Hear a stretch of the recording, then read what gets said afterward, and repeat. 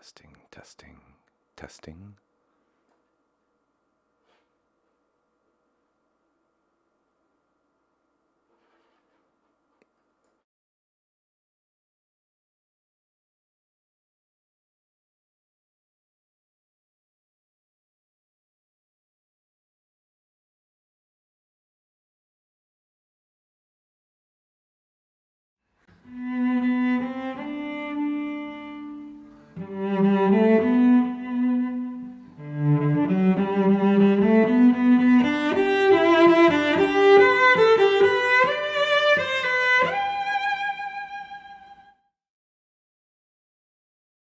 And welcome back to Regaining the Balance, and we're going to be doing another reading. This will be part one of this book.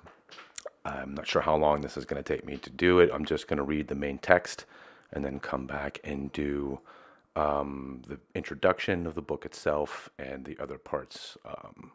There's a couple things afterwards as well. Now, this book is associated with I guess Masonic writings and stuff like that, because it's part of, there's a whole section in the back. It says something like for Masons or something like that, and it's like an explanation of various things. But the main thing I wanted to do today was just read the main part of the text, which I think is going to be interesting. So, let's see here. We will share the screen. Let me just get rid of this.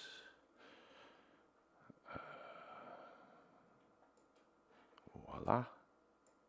And here we go. So, this book was, let me go back here for a second here and double check something.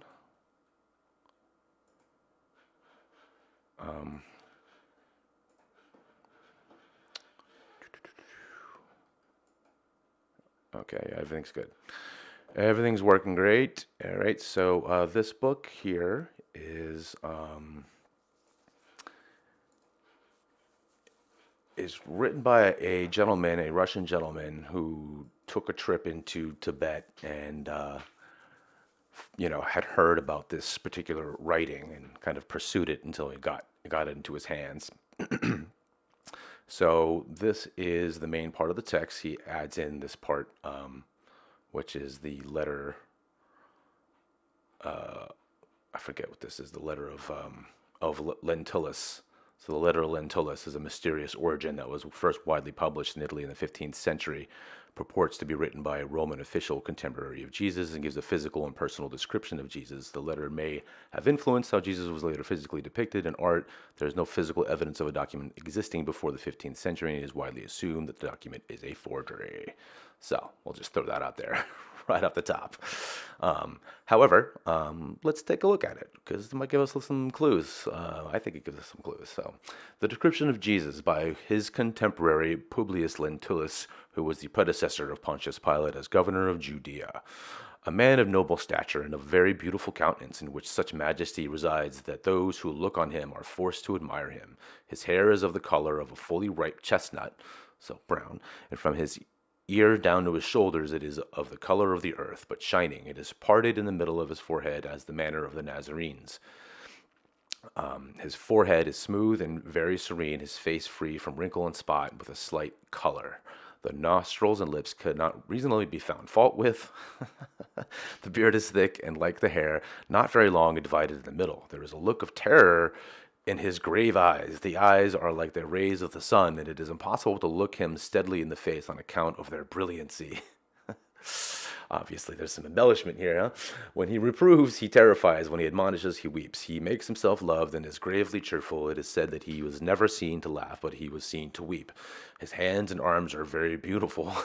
In conversation, he is charming, but he seldom engages in it. And when he does converse, he is very modest of countenance. In presence, he is the most beautiful man that could be seen or imagined, just like his mother, who is the most beautiful young person that was ever beheld in these parts. In learning, he is an object of wonder to the entire city of Jerusalem. He never studied at all, and yet he knows all sciences, which I do not subscribe to that. He wears sandals and goes bareheaded. Many laugh at seeing him, but his presence, when speaking to him, they fear and tremble. It is said that such a man was never seen or heard in these parts. In truth, as the Hebrews tell me, there never were heard such advices, such sublime doctrine as this Christ teaches. And many of the Jews told him, for divine, they believe in him, while many others to accuse him to me as being contrary to thy majesty. It is acknowledged that he has never done harm to anyone but good. All that know him and have had dealings with him say that they have received from him benefits and health. The foregoing description is condensed from a letter written by Publius Lentulus, blah, blah, blah, blah.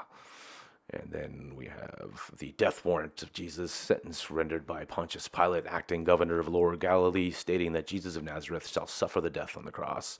In the year 17 of the Emperor Tiberius Caesar, the 27th day of March, in the city of the Holy Jerusalem, Annas and Caiaphas, being priests, sacrificators of the people of God, Pontius Pilate, governor of Lower Galilee, sitting in the presidential chair of the Praetory, condemns Jesus of Nazareth to die on the cross between two thieves. The great and notorious evidence of the people saying, 1, Jesus is a seducer; 2, he is seditious; and 3, he is the enemy of the law; 4, he calls himself falsely the Son of God; 5, he calls himself falsely the King of Israel. He entered into the temple following by a multitude bearing palm branches in their hands, ordered the first centurion Quilius Cornelius to lead him to the place of execution, forbids any person, whomsoever, either poor or rich, to oppose the death of Jesus Christ. The witness who signed the condemnations of Jesus are Daniel Robani, a Pharisee; Johannes Robani; Raphael Robani; Capet, a citizen. Jesus shall go out of the city of Jerusalem by the gates of Strunis. The foregoing is engraved on a copper plate, as on the reverse side of which is written, quote, a similar plate is sent to each tribe, unquote. It was found in an antique marble vase while excavating in the ancient city of Aquila in the kingdom of Naples in the year 1810, and was discovered by the commissioners of arts of the French army. At the expedition of Naples, it was enclosed in a box of ebony and preserved in the sacristy of the Chartum Cartosa. The French translation was made by the Commissioner of Arts. The original is in Hebrew language. Now, what's interesting about this, and I don't know if I missed this the first time, but I do have a translation that's on the docket. I don't know when we'll be able to get to it. The translation takes so much time, but it's of an event that happens in the 1500s that basically an entire island explodes right next to Naples, and it causes all this havoc. But a bunch of the town definitely got submerged. So interesting, that they discovered this, and then that other one is supposedly around the same time period. So, but yeah, I'll bring this back up again when I do the translation. So here we go. Part 1, the letter from an Asir in Jerusalem to his brethren in Alexandria.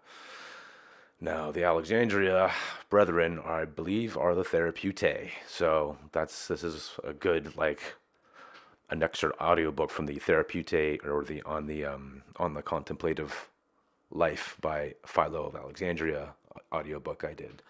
So here we go. Peace be with you, dear brethren. You have heard of the things that have happened in Jerusalem and Palestine in general. You were right to believe Jesus to be our brother and a member of our order, of whom his friends among the Romans and Jewish people relate, that he taught and wrought great wonders and finally suffered the death of martyrs in Jerusalem. He was born in Nazareth by the entrance to the beautiful valley in which the river, quote unquote, Kison rushes down the steep declivities of the Mount Tabor. He was put under the protection of the order by a member of our brotherhood, by whom his father and mother found a refuge on their flight to Egypt. And there you go again. Another Egyptian connection, Therapeutae sect that he's talking about in Egypt.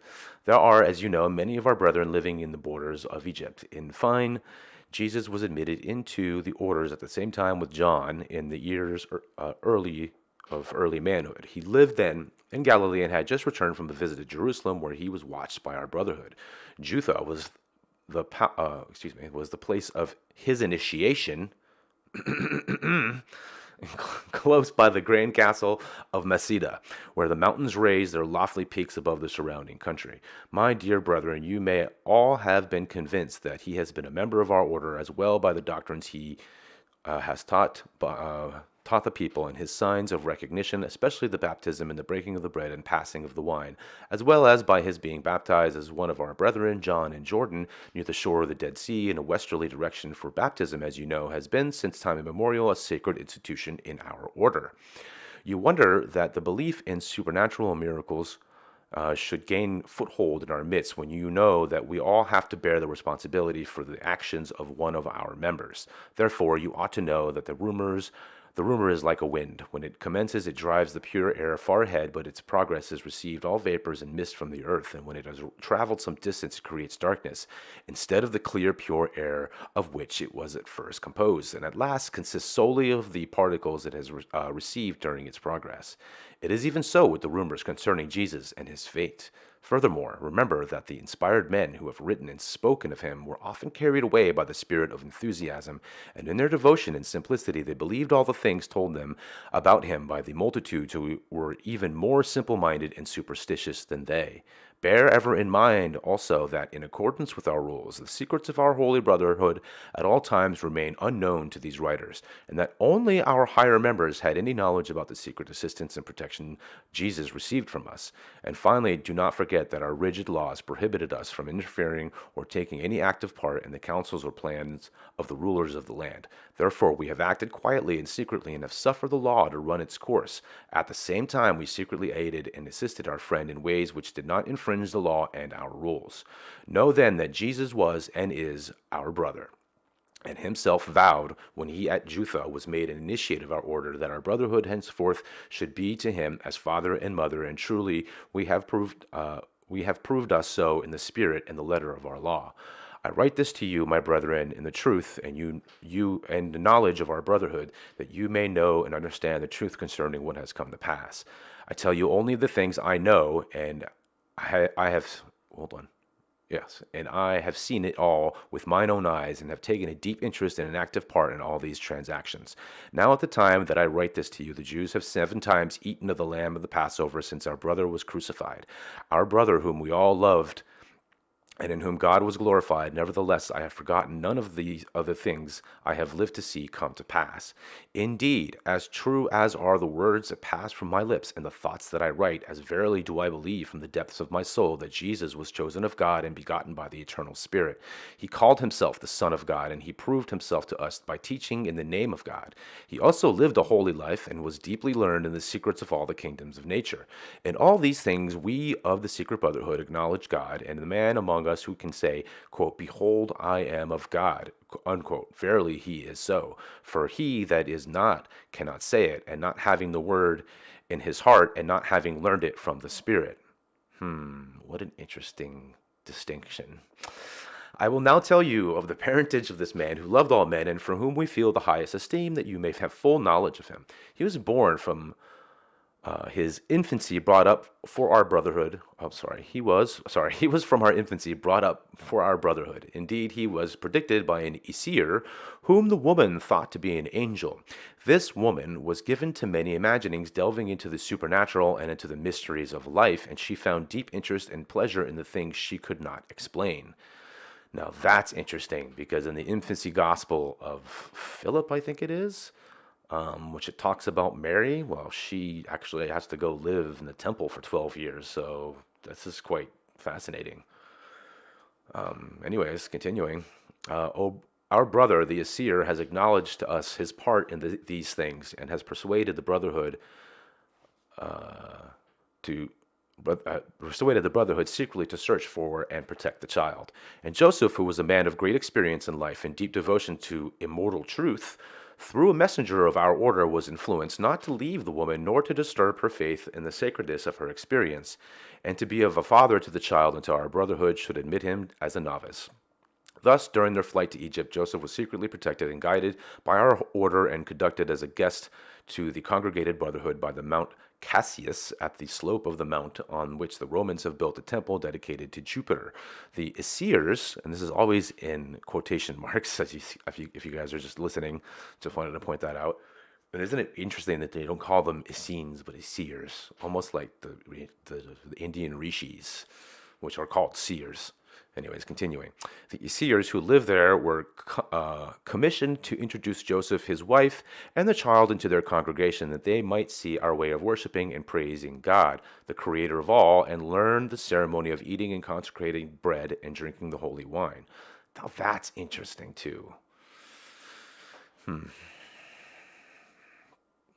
At our request, they informed our brotherhood in Jerusalem how it all had been done. Joseph was placed among the half circle of men on the right hand, and Mary, his wife, among the women on the left hand. there they, there they, with our brethren, ate the bread and drank the wine, and all together sang the holy hymns. I mean, this is an absolute description of the therapeutic of the contemplative life by Philo of Alexandria. If you guys haven't seen that video, and I know I just read it, but for people in the YouTube sphere who haven't seen that video or have never read that book, you should check it out because there's a lot of correlations here. Continuing further, Joseph was here vowed before the elder of our brotherhood that he renounced forever any claim on the child who was henceforth to belong to the order. He was then made acquainted with the salutation and sign of the Holy Brotherhood, which would enable him during his travels to make himself known to these. They were also directed him which route to take to arrive in safety. This route was through a part of the country where there lived many enlightened and learned Jews who were well versed in the scriptures and devoted to study. Among these, our order has many members. These were ordered to protect Joseph and be hospitable to him even before he arrived among them. This was in the beautiful country of Heliopolis. Interesting. With its splendid forest and near unto the temple of Jehovah, erected by Onias. When the peril in Galilee was over and the Roman Warus, quote unquote, was pillaging in Judea, making that country unsafe, Joseph went to Nazareth, which is situate nearby the steep Mount of Tabor. Now that's interesting too, guys. Like, look at this. So there's no talk of Herod going after anybody. It's really just there's some stuff going on between the Romans and their, the occupied people. So I think that's fascinating. Okay, so interesting. Joseph went to Nazareth, which is situate nearby the steep Mount of Tabor. But soon Archelaus brought new terror over Galilee, and Joseph was persuaded by our brethren to go to Jerusalem on his way, passing Luhem, and here seek protection by our brotherhood.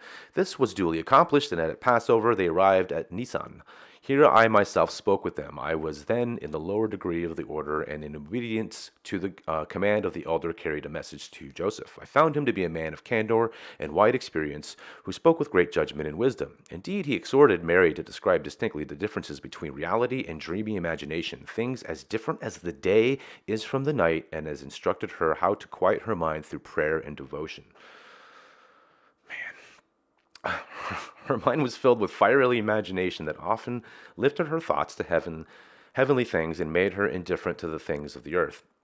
In consequence, she strongly influenced the mind of her son to the study and contemplation of immortal truths.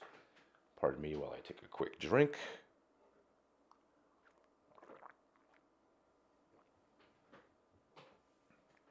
Joseph commended her for her good influence over the child. He also instructed Jesus in knowledge and wisdom and protected his pure mind against the power of overstrained imagination. Now, this is interesting too, because this is coming down to the idea that, like, a person's consciousness and spiritual consciousness can spiritually affect a growing baby in the womb, which was mentioned in the audiobook I did about the Rosicrucians, I believe. If I'm not mistaken. Big surprise, right? And when the child Jesus spoke with the scribes concerning holy things, his doctrines gave deep offense to the Pharisees in Jerusalem in that they considered them dangerous and incredible. Let me just make sure everything is going good real quick. Let me just double check. And yep, everything's good. Excellent. Okay, sorry guys. And back to the reading. When the child Jesus spoke with the scribes concerning holy things, his doctrines gave deep offense to the Pharisees in Jerusalem, and that they considered them dangerous and incredible. Inasmuch as the Pharisees held rigidly to the traditions and details of the law of Moses, they were deeply aggrieved against every one who did not believe with them, and who did not keep an outward form to the ceremonials of their temple service. They gave alms in the sight of the multitudes. They taught of, quote, the kingdom of the dead, unquote, of the influence of good angels and of evil spirits, and of the future grand eternal destiny of the Jewish people, although they had many friends among the common people and exercised great power and influence with them. Nevertheless, the Spirit of God dwelt neither in their houses nor on their tongues. But Joseph had come to be of our doctrines, and without figures or mysteries he fixed them in the mind of the growing child. Indeed, the child thus early was touched by the miseries of the people, and they were enraptured to hear him teach the word of God. The scribes knew him to be from Galilee, and they despised him as they despised the whole people of Galilee. Which is interesting, because there is this thing of Galilee of the nations, which refers to the fact that there are all kinds of different people who live in Galilee. It's like a big melting pot of different people, and, Phoenicians included. Continuing, but some of our brethren went to the temple, and without betraying themselves through our holy salutation, kept him in their midst, that they might thus protect him. When the divine child had spoken publicly in the temple, then were our brothers apprehensive of the dangers that threatened him, for they knew that the Pharisees and the rabbis were in private council fully determined to banish him from Galilee because of his doctrines. They therefore lured him to the synagogue of Sophorim by manifesting to him an assumed interest in the law, for they perceived that in all his ardor and enthusiasm he was influenced by nothing else. Thus it came to pass that he was lost from his father and mother in the large city, which then contained many people from the whole country because of the Passover. Our friends, the Assyrians, were informed of these things, and they saw that it was not safe nor wise for the child to remain longer among the Pharisees, as much more as a rabbi who had become a true friend and teacher to the child, no more could be present to moderate his zeal and ardor, contending that he was with the immoral hypocrites, as the rabbi had gone on journey to Jericho. Therefore, we informed Joseph and his wife, whom we found in double grief, inasmuch as they at the time also had been informed that the husband of Elizabeth, Mary's friend, had died.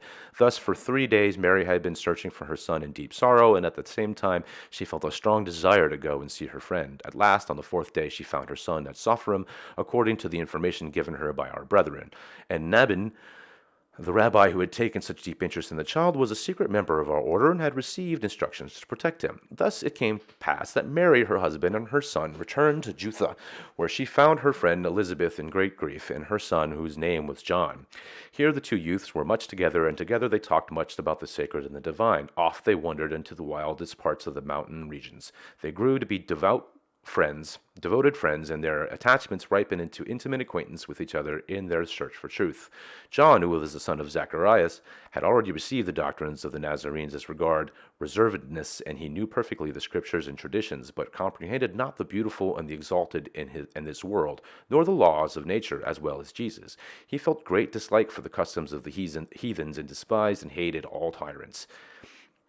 And the time had come when Jesus should be admitted into the first degree of our order, and in the valley of our order our order had a brotherhood situated near the mountain where the castle Masada stands, and the elder of our brotherhood met them there and listened to their conversation. The ruins of this castle are pretty impressive, actually. He taught them that wisdom and virtue are strengthened by fraternity, whereupon Jesus, in a transport of great joy, asked that he might be prepared at once for admittance into our holy order. The example set by Jesus was followed by John, and the elder offered up a prayer which made Jesus a devotee of God. According to the rules of our order, the elder now said, "You shall be my brethren as soon as you, by the next new moon, shall see the glare of the fire on the mountain where the temple is built, and where you then will appear. He that is initiated into our order must at the same time dedicate his life to the service of others. Tell your father Joseph that the time is now come for him to fulfill the vow he made at Mount Cassius." The seer then departed, but when the child had returned to his home, Joseph was already remembered of his vow and of his duties to our brethren. Joseph then, for the first time, made known to Jesus that he was not his father. Together they kept secret the admission of Jesus into our brotherhood for fear of the Gaulonites. At the appointed time, they saw in the evening the fire signal ascend from the mountain, whereupon they immediately set forth to journey thither. When they were arrived at the temple, they were met by the white-robed messengers sent by the Brotherhood. According to our rules, Jesus was initiated into our holy order after the following manner. Both were instructed and shown the way to enter into the assemblage, where the brethren were seated in four separated groups according to the 4 degrees. Over the scene, the crescent shed its lurid glare. The two were placed before the brethren. There they made their vow, the brethren in their white robes, placing their right hands upon their breasts, with the left hand down at the side. And this was done as a token that none but the pure in heart shall see that which is sacred and holy. And again, the same thing is mentioned in Philo of Alexandria's book. The two vowed indifference to the treasures of earth, to worldly power or name, and by the brotherly kiss they vowed obedience and secrecy. And in obedience to our custom, when these two had made their vow, they were conducted into the lonely cavern, where for 3 days and nights they were subjected to self-examination and trial. In the evening of the 3rd day, they were again brought before the assembled brethren to answer the questions put to them, and then to pray. Having received the brotherly kiss, they were clothed in white robes, emblems of sacred purity, and the trowel, emblematic of the labors of our brotherhood, was put into their hands. Having sung the sacred hymns and partaken of the feast of love by themselves, according to the custom of our order, none of the brethren participating, they were dismissed. After this, they were instructed concerning the trials and the disciplines through which they must pass, living in the loneliness of solitude, separate from the world of mankind, for the period of 1 year, at a point near the elder of the order, from whom they should receive instructions, fitting them for advancement in the higher degrees of our order. Both grew rapidly in divine knowledge. Jesus was frank and hearty of disposition, but John shrouded himself in stern seriousness and solitude. When the year of trial and self-examination was past, they were again under the new moon, admitted into the order, this time as real members, and initiated into the higher science. That's an interesting way to put it, when they had given a full account of their conduct during the preceding year and acted in obedience to all the rules of the order and performed the ceremonies of singing and prayer and partaking of the feast of love, they were conducted to the secret chamber of worship, and there they were instructed and admonished to search the scriptures, inasmuch as the rules of our order permit the admitted member either to remain with the brotherhood in secret labor and fellowship, or go out in the world to teach or heal according to his election. So Jesus chose to go forth teaching, while John chose to become a therapeut. See, and they spell it a little bit different here, but there is the direct connection to the therapeute, or elder. Jesus felt himself called by the Spirit of God and longed to preach the doctrines of our order to the people. Thus it came to pass that John returned to Judah to live in solitude in the wilderness, and Jesus returned to Nazareth, where he proved gloriously his virtue and fulfilled his vow to the order. His friend Lazarus had a sister Mary who loved Jesus, and he, in his heart, returned her love. So it looks like Mary Magdalene is Lazarus' sister. But according to the rules of our order, a seer is not allowed to take unto himself a wife after his own desire, lest the sacred work be thereby retarded. And so it was that Jesus overcame his love for this woman by his dutiful devotion to unselfish service of the brotherhood. But the struggle was hard, and at the hour of their parting, both Jesus and Mary wept bitterly. I have informed you of all these things, my brethren, that you shall indeed know that Jesus was our brother and belonged to our holy order. Thus all doubts and uncertainties on this matter must be ended. Well then, Jesus, our brother, willingly suffered death, that he might be thereby glorified, the doctrines of our order. And the greatest reward of our virtue is that we may, in like manner, be allowed to sacrifice ourselves for it. So you have heard the accounts which the Jews and his disciples have given concerning him. This is really interesting, and this is what I mean by the Judaization of Christ. Who knows about this document, but I appreciate the fact that he did not actually, you've heard the accounts of which the Jews and his disciples have concerned of him, as if he's not part of the Jews. It's just a very interesting thing. And one of the interesting things, too, is this book was written or was published, I forget when, in the 1800s. The Gospel of Thomas wasn't discovered until 1945. And there are things in the Gospel of Thomas, which I think after we're done with the reading, I'll go by and take a look at. but there are some very interesting connecting points here that, unless that are very strange. That's all I got to say about that, and we'll get to that at the end. So, continuing. Okay, so that they have seen him in the mountains and on the road after they believed him to be dead. The divine providence has given us a minute knowledge of these events that is hidden from the people, and it is our duty to inform you of the facts in reply to your questions relative hereto. Even as I write this, my eyes overflow with tears, and I seem to see our brother in the midst of his torture and in the anguish of his death, and my afflicted mind is anew wounded by the recollection of his majestic courage and self-sacrifice. He was sent of God, chosen by the Almighty, beloved of us all, and inspired both in teaching and in the knowledge of nature and its elements. Hear then, my brethren, what occurred in Jerusalem 7 Passovers ago. I have seen it all with my own eyes, and with my lips I have kept it a secret, that the world should not know it, for the Jews and the heathen believe only in the things they have seen with their eyes, and so they have no faith in God beyond that which they can conceive with their senses. Now that's an interesting statement.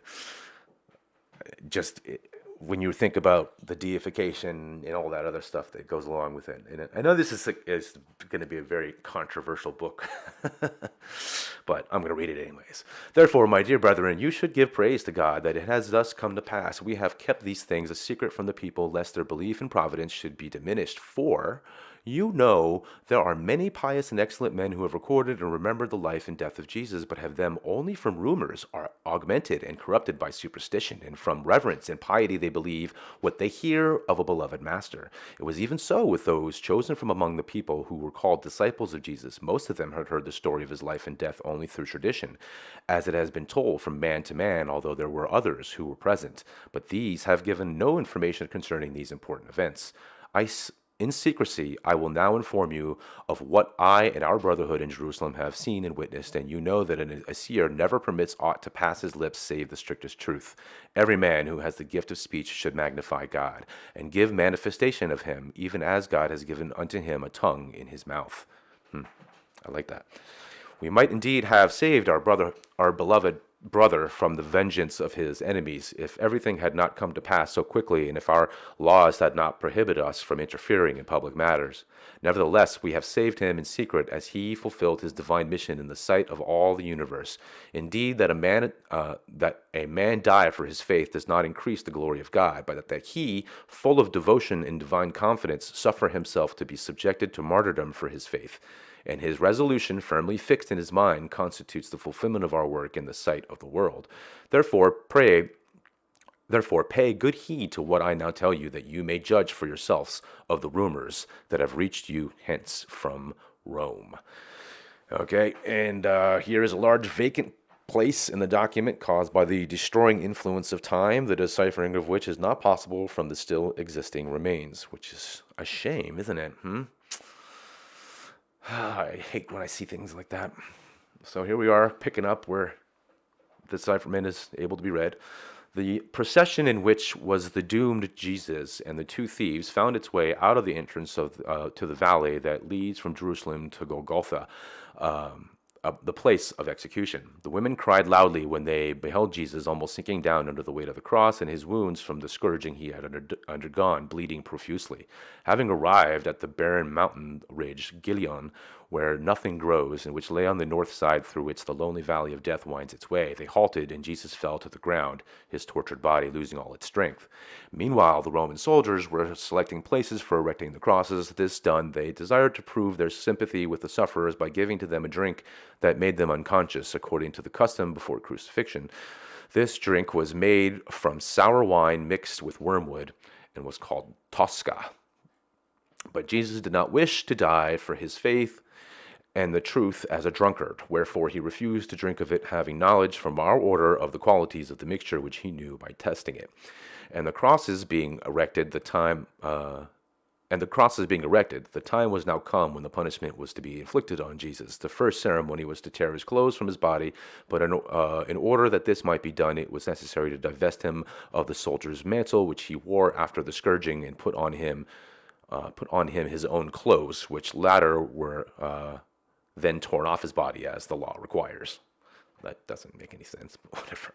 The request of the servants of Sanhedrin The cross designated for Jesus was placed in the middle between those for the two thieves, thereby denoting that his was the greatest crime. They had even distinguished his cross from the others, for although they commonly were constructed in such a manner that the perpendicular beam did not reach above the cross beam, this was different. This was different of form. The perpendicular beam reached far above the cross beam.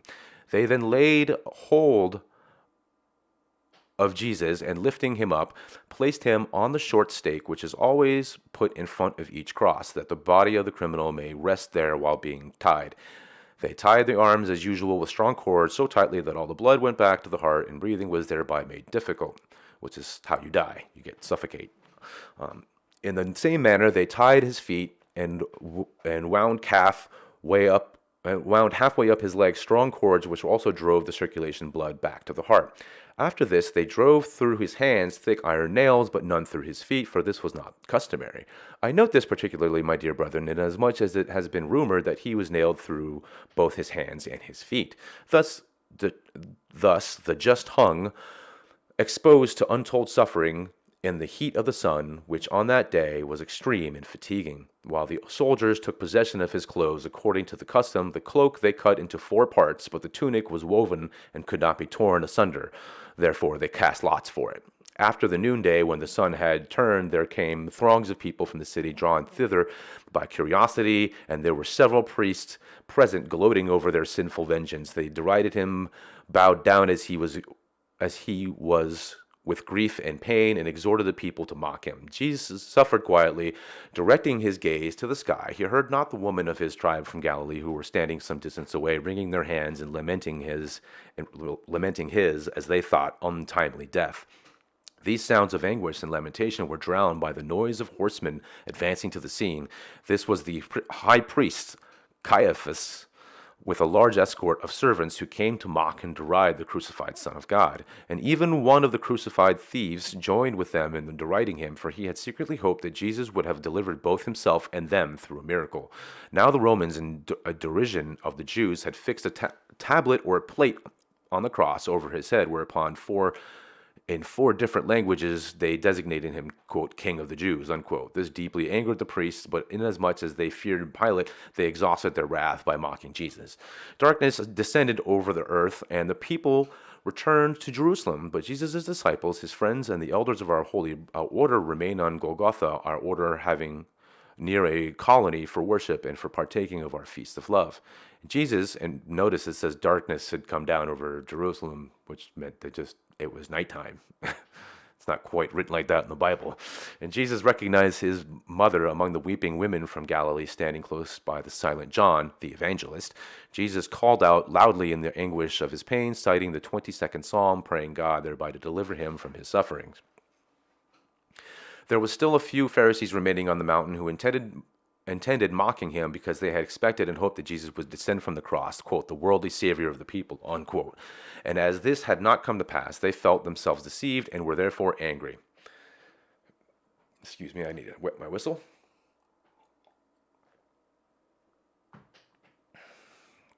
The heat grew steadily more intense, more unendurable, and a fire was forming in the earth and air, such as is essential to the purification of the elements.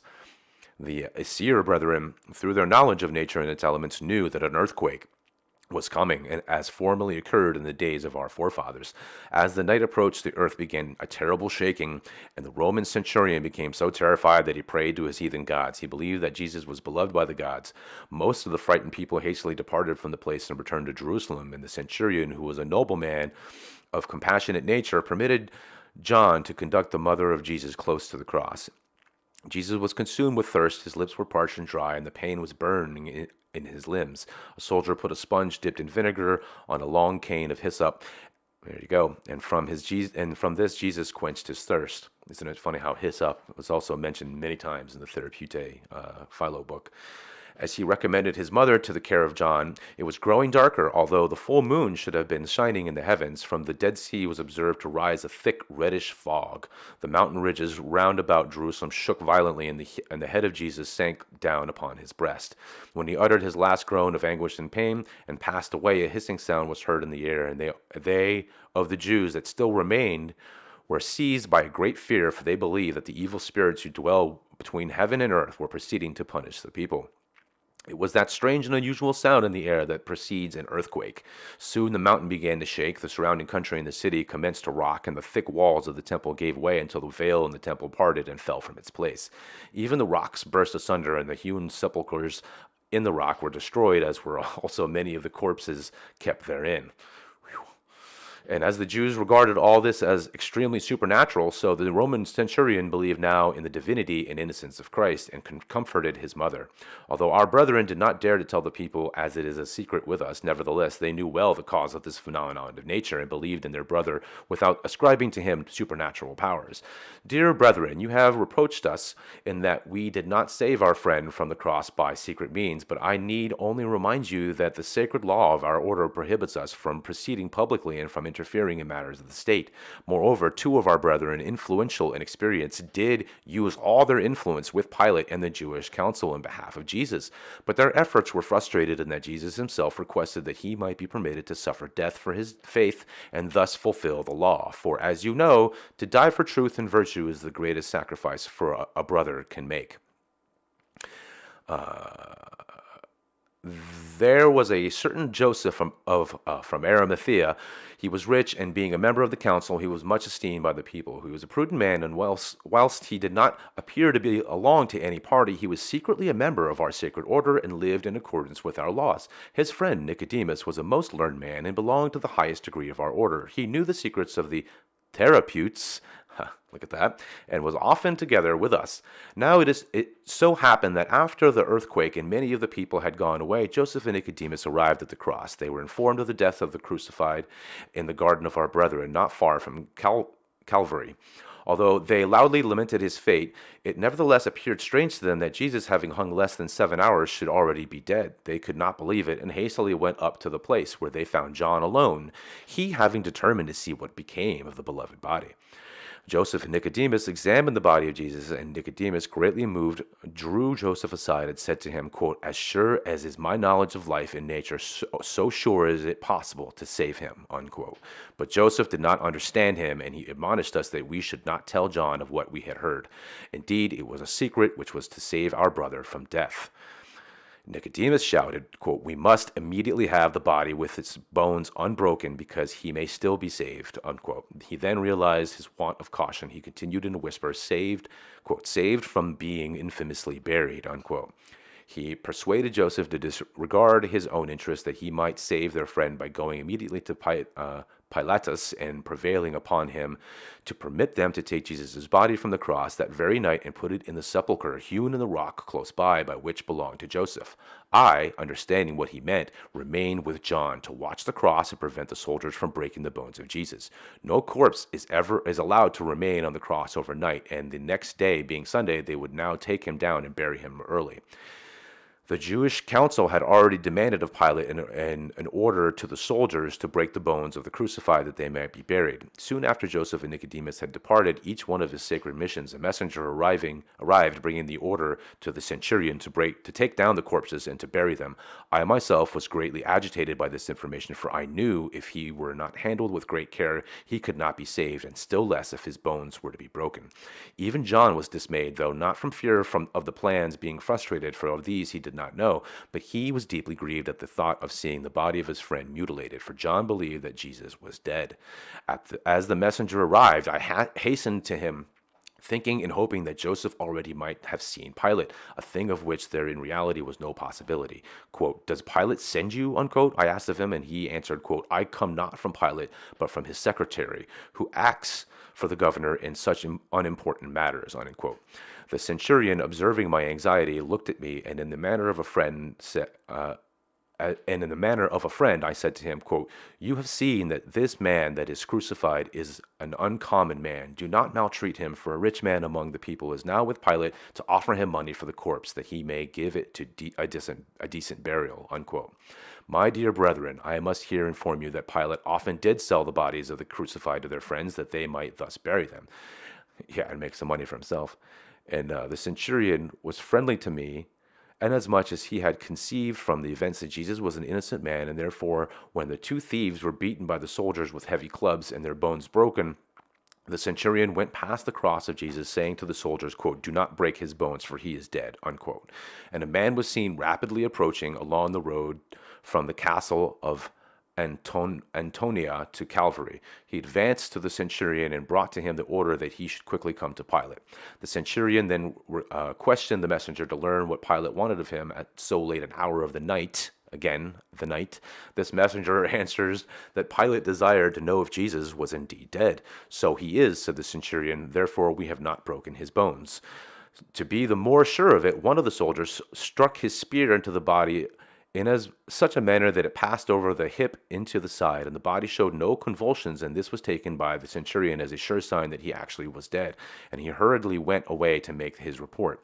But from the insignificant wound flowed blood and water, at which John wondered, and my own hope revived. For even John knew from the knowledge of our brotherhood that from a wound in a dead body flows nothing but a few drops of thickened blood. But now there flowed both water and blood.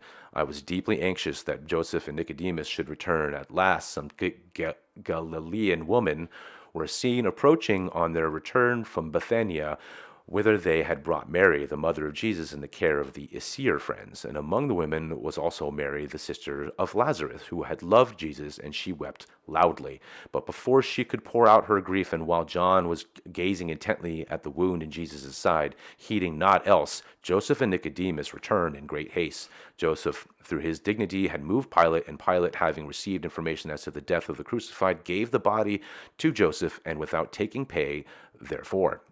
For Pilate had a great reverence for Joseph, and secretly repented of the execution.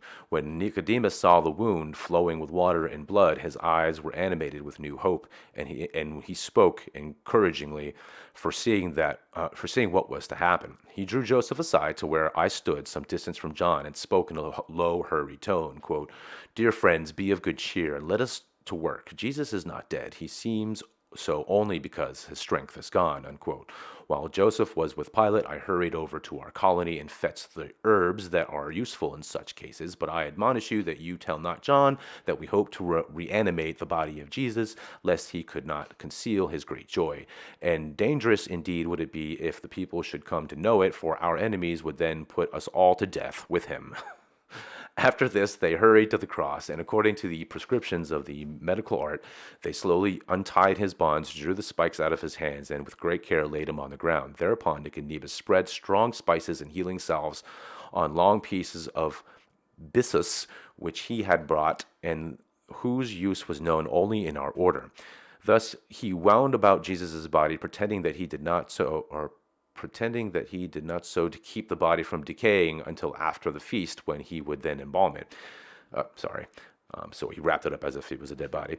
These spices and salves had great healing powers and were used by our Essir brethren, who knew the rules of medical science, for the restoration to consciousness of those in a state of death-like fainting. And even as Joseph and Nicodemus were bending over his face and their tears fell upon him, they blew into him their own breath and warmed his temples.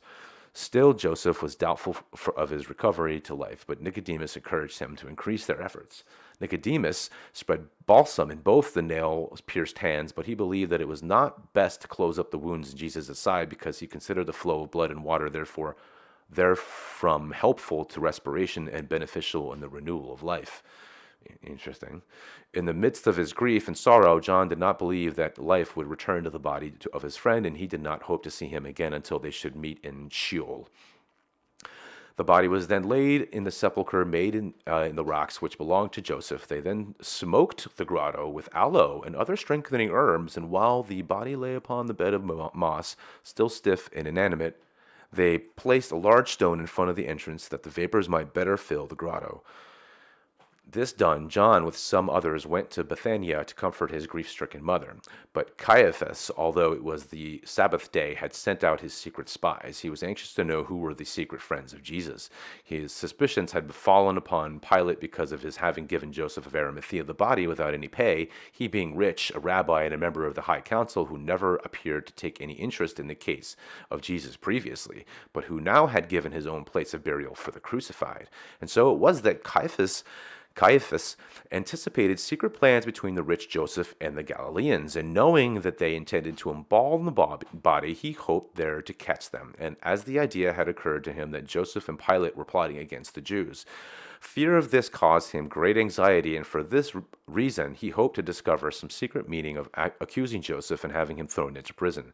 He betrayed this fact himself by sending late in the night a number of his armed servants to an obscure valley close by the grotto in which lay the body of Jesus. Some distance from them was stationed a detachment of the temple guard to assist the servants of the high priest if necessary. But the rumor has told you that this guard were Roman soldiers, which was not the case. The high priest even distrusted Pilate. Meanwhile, Nicodemus had hastened with me to our brethren, and the oldest and wisest came to confer as to the best means of restoring Jesus to life. And the brethren agreed immediately to send a guard to the grove. Joseph and Nicodemus hurried to the city, where to fulfill their mission after midnight and towards morning, the earth again commenced to shake, and the air became oppressive. The rocks shook and cracked, red flames burst forth from the crevices, illuminating the red mists of the morning. That sounds like an earthquake to me. This was indeed a dreadful night. Beasts, horrified by the earthquake, ran howling and crying in every direction through the narrow opening in the little lamp in the grotto, through trembling shadows into the horrible night, and the servants of the high priest were full of fear, listening to the hissing in the air and the roaring and rumbling of the earth. One of our brethren went to the grave in obedience to the order of the brotherhood, dressed in the white robe of our fourth degree. He went by way of a secret path which ran through the mountain to the grave, and which was known only to the order. When the timid servants of the high priest saw the white-robed brother on the mountain slowly approaching, and partially obscured by the morning mist, they were seized with great fear, and they thought that an angel was descending from the mountain. When this brother arrived at the grave which he was to guard, he rested on the stone which he had pulled from the entrance according to his orders, whereupon the soldiers fled and spread the report that an angel had driven them away. When the seer youth had set himself down upon the stone, there came a new earth shock, and a draught of air passing down the grotto blew out the lamp and gave place for the morning light. 30 hours had now passed since the assumed death of Jesus, and when the brother, having heard a slight noise within the grotto, went in to observe what had happened, he smelled a strange odor in the air, such as oft occurs when the earth is about to vomit forth fire. And the youth observed with inexpressible joy that the lips of the body moved, and that it breathed. He at once hastened to Jesus to assist him, and heard slight sounds rising from his breast. The face assumed a living appearance, and the eyes opened and in astonishment gazed at the novice of our order. This occurred just as I was leaving with the brethren of the first degree from the council with Joseph, who had come to consult how to bring help. Nicodemus, who was an experienced physician, said on the way that the peculiar condition of the atmosphere caused by the revolution of the elements was beneficial to Jesus, and that he had never had believed that Jesus was really dead. That he further said that the blood and water which flowed from the wound was a sure sign that life was not extinct. Conversing thus, we arrived at the grotto, Joseph and Nicodemus going before. We were in all 24 brethren of the first degree. Interesting. So, derivative of 7, of course. Entering, we perceive the white-robed novice kneeling upon the moss-strewn floor of the grotto, supporting the head of the revived Jesus on his breast. And as Jesus recognized the seer friends, his eyes sparkled with joy. His cheeks were tinted with a faint red, and he sat up, asking, "Where am I?" When Joseph embraced him, folded him in his arms, told him how it all came to pass, and how he was saved from actual death by a profound fainting fit which the soldiers on Calvary had thought was death. Jesus, wondering and felt himself, and praising God, he wept on the breast of Joseph. Then Nicodemus urged his friend to take some refreshments, and he ate of some dates and some bread dipped in honey. And Nicodemus gave wine to drink, after which Jesus was greatly refreshed, so that he raised himself up. When it was that he became conscious of the wounds in his hands and in his side. But the balsam which Nicodemus had spread upon them had a soothing effect, and they had already commenced to heal. After the byssus wrappings had been taken off and the muckrander was removed from his head, Joseph spoke and said, quote, "This is not a place in which to remain longer, for here the enemies might easily discover our secret and betray us," unquote. But Jesus was not yet strong enough to walk far, wherefore he was conducted to the house belonging to our order that is close by Calvary, in the garden which also belongs to our brethren. Another young brother of our order was dispatched at once to assist the novice who had been watching by the grave of Jesus to annihilate every trace of the business wrappings and the medicines and drugs used. When Jesus arrived at the house of our brethren, he was faint and weak. His wounds had begun to cause him pain. He was much moved in that he considered it all a miracle. Quote, God has let me rise, unquote, he said, that he, end quote, that he may prove in me that which I have taught, and I will show my disciples that I do live, unquote. And after a little while, the two young men who had gone to put the grave in order came hurriedly back and brought the message that the friends of Jesus soon would come to seek him. And they related how they had heard a noise when at work in the grotto, as many people coming to the fence that surrounds the garden. When they had retired yet further into the grotto, there came a woman on the road from Jerusalem, and when she saw that the stone had been rolled away from the grave, she manifested great fear. She thought that something had happened to the body and hurried away to Bethlehem. But soon thereafter, other women came from Jerusalem and approached the grave, wondering greatly that they had entered the grave, and one of them, on looking for the body in the place where it had lain, beheld her brother, and in terror pointed him out to her companions. When the other brother also came in view, the women fell upon their faces and thought they had beheld angels. And the brethren spoke to them as they had been ordered by those of the first degree. And one of them said to the women, quote, Jesus is risen. Do not look for him here. Say to his disciples that they will find him in Galilee, unquote. And the other told them to gather the disciples and conduct them to Galilee. And remember, like, this whole scene is there's the mist and stuff like that, and all the vapors and whatever from the earthquakes and whatever. This was devised by the wisdom of Joseph, for he would not that they should look for Jesus at Jerusalem for his safety's sake. And the brethren went out of the cavern by the rear entrance and observed that some of the women hastened on the road to Bethania, whereupon the young brothers hurried to us in the house to tell us of what had come to pass. Thus the seer friends pleaded with Jesus to remain in concealment for his safety's sake and to recover his strength. But Jesus was moved by a great desire to prove his strength, or to prove to his friends that he still lived. Impelled by his desire and feeling himself refreshed and strengthened, he asked for clothes that he might go forth among his friends. He was immediately clothed in the Assyrian working garb, such as our brethren wear when at work. In this dress he appeared as a gardener.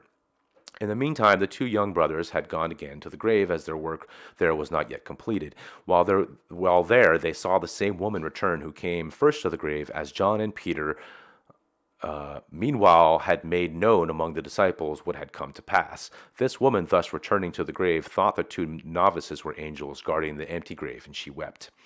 One of the novices, of kindly disposition, in a gentle and soothing voice, spoke to the woman and asked her why she wept. This woman was Mary, whom Jesus had loved and had been obliged to leave in accordance with the laws of our holy brotherhood. And as she was lamenting that Jesus did not lie where he had been placed before the Sabbath, Jesus stood behind her, dressed in the garb of a gardener. Animated by the desire to see again those he loved and to proclaim to them that he still lived, he had disregarded the advice of the brethren that he remained in concealment, and leaving the house he had taken the path through the garden to the rock where the grave was hewn.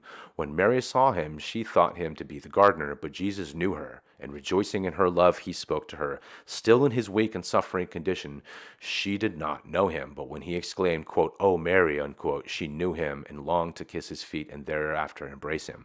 But Jesus, feeling the pain in his hands and his side, feared to embrace her, lest he might thereby injure his wounds. He therefore removed back from her as she approached and said, quote, "Touch me not, though I still live, yet soon shall I go to my Father in heaven, for my body is become feeble and soon shall be dissolved, that my death may be fulfilled," unquote. This is either legit or these are very well placed quotes. This is a very well crafted story. As the woman knelt down with great excitement, fixed her eyes upon him, Jesus heard the sound of approaching footsteps and, careful for his safety, hastened back, placing himself behind the garden wall, not far from the garden of our friends. And the two youths who were charged to guard the grave and who had been instructed to thwart the enemy's spies who were seeking to find Jesus had seen and heard all this. Meanwhile, Joseph, Nicodemus, and the other brethren had come from the house into the garden to look after Jesus and take due care that he was not in peril because of his great weakness. This Nicodemus feared, inasmuch as he had seen the wounds were more inflamed, and the flesh where the strong cords had been was now dark of color. When he had arrived at the entrance of the garden, we beheld Jesus standing behind the wall and resting against it as if he could go no further. It was about this time that John hastened from the city and looked into the grotto and found it vacant, for the two youths had made their way to our garden through the secret entrance to the grotto. Peter also arrived, and both together searched throughout the grotto for signs of the body. Entering the inner part of the grotto, they found the muckender, yes, where the novices had thrown it, whence they had fled at the arrival of these two strange persons. In earnest conversation, the two disciples hurried back into the city, and Jesus had slowly walked along the wall until he had reached the little gate that opens to the valley of Mount Gihon, or I guess Gihon? I don't know. There he listened to the conversation of some women outside the wall. When he came forth and the women had beheld him, they believed that they had seen an apparition. But Jesus spoke to them in order that they might know that it was indeed himself. And inasmuch as the youth in the grove had said to the women that in Galilee they should see him, one of them remembered this and said to him, quote, Lord, shall we obey the word of the angel and see thee again in Galilee? Unquote. This question astonished Jesus, for he did not know that the brethren had instructed the novice to mention that part of the country. But after consideration, he answered her and said, quote, Yes, inform my friends and tell them that I go to Galilee, and there you shall see me. Unquote. His weakness being increased, he desired to be left alone, and the women departed. And then it was that we, his secret protectors, went to him and conducted him back to the house, that he might there rest and be refreshed. Nicodemus again tied up his wounds, gave him a medical draught, and admonished him to rest himself in quiet. But Jesus feared not death, and was buoyant of spirit. Nevertheless, his strength was gone, and he soon fell into a profound sleep. Whereupon Joseph, Nicodemus, and the brethren counseled together as to how they might care for his safety. For this purpose they sent some of the brethren into the city, that they might learn the rumors of Jesus among the people. And strangely, the rumors had told of many miracles in the city. The fleeing guards, having tried to conceal their cowardly fear, had circulated the reports of terrible events that had come to pass, and of spirits that had burst open the grave. And the high priest had been told of these things, and he knew not what to think. He feared lest the miracle would excite the people, for the women and even the men had been too excited thereby to keep it a secret, and the people already were busy discussing the subject. And I guess this is how things get out of control when it comes to the storylines, maybe. Excuse me. Therefore, Caiaphas gave the guard money, and that they should report that his friends had stolen the corpse, that they, the disciples, might say he was risen, and thus delude the people. And all day Jesus remained in his profound slumber, and was thereby filled with renewed life. And it was evening when he awakened. His wounds were now less painful, inasmuch as the balsam which Nicodemus applied had produced a soothing effect. He was in good spirit, and with thankful heart he saw that his friends watched over him. Without assistance, he rose from his couch, and being hungry, asked that he might have food. Having refreshed himself, he said, quote, Now that I am strong again, it behooves me that I no longer remain in concealment, for a teacher should be among his people, and a son embrace his mother, quote, unquote. Joseph answered him and said, quote, The brotherhood is father and mother to thee now, according to its promise to thee, and it is therefore the duty of the brotherhood to protect thee as it is as its beloved child, unquote. And Jesus said, quote, I fear not death, for I have fulfilled it, and the enemies shall acknowledge that God has saved me, and wills not that I die eternally, unquote. Then one of the elders of the brotherhood said, quote, Thou art not safe in this country, for they will search after thee. Do not, therefore, go any more among the people to teach, for what thou hast taught will live among thy friends forever, and thy disciples will publish it to the world. Remain, I pray thee, dead to the world. The brotherhood has brought thee back to life through its secrets. Therefore live henceforth for our holy order to which thou art bound. Live in the seclusion of wisdom and virtue, unknown to the world. We will secretly teach and assist the disciples among the people, and they shall receive encouragement and help from the holy brotherhood. And if the time shall come when thou shouldest again go out among the people, we will send for thee and inform thee. But Jesus, in the ardor of his sacred enthusiasm, said, quote, The voice of God is no more powerful within me than is the fear of death. I will see my disciples once more, and I will go to Galilee, unquote. Then the elder said, quote, Be it so, as God has called you, but it behooves men that they be wise and cautious in good things. Therefore some of our brethren shall go with thee, and protect thee through the power of our connections in Galilee, unquote. But Nicodemus did not approve of this journey, for he knew that the body of Jesus was weakened, and though his soul was strong in its courage, and faithful physician therefore entreated him not to go, lest he thereby make impossible his recovery. But Jesus answered, quote, "Be it fulfilled that is to be," unquote. And Joseph wondered greatly at the spirit of Jesus, and more than ever believed in his great promises. When evening had come, Jesus started on his journey, and when he wished to go alone, it being cold, the brethren gave him a warm mantle in which he wrapped himself, that the officers of the city might not recognize him. And the brethren admonished him to stop only with the Asir friends, and because of the feast, do not travel on the highway. Therefore Jesus was persuaded to go by the way of Bethania and Ephraimitical mountains, where Samaria borders on upper Galilee to the north. Jesus went forth upon his journey, and when he was gone, the brethren blessed his undertaking, but advised by Joseph, they sent a novice to follow him, and on the way secretly informed the Asir friends. Of all that has come to pass, our friends have kept us fully informed. While Jesus was journeying on the road to Emmaus, a few hours travel hence, his soul was filled with inspirations over the new life. He spoke in a loud voice so that our messenger could hear that it was of the prophecies of Daniel that he was speaking. Two men were traveling the same road from Jerusalem, and as they walked more rapidly than Jesus, they soon overtook him. Jesus said to them, quote, "Peace be with you," unquote. At the first, he believed them to be Asir friends, but soon thereafter he recognized them as two of his own friends from among the people who often had heard him teach.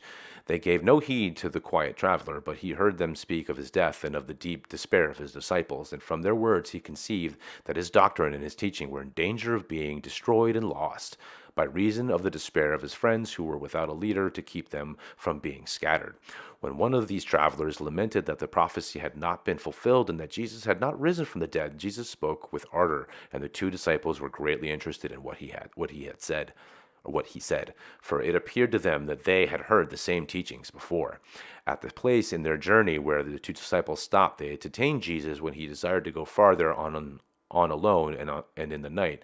And at the common feast of love, in the house where they had stopped, the two disciples recognized Jesus, but he did not wish to be known in this place. He therefore, unobserved, passed out through the door and went to the house of the Asir friend to whom he had been recommended.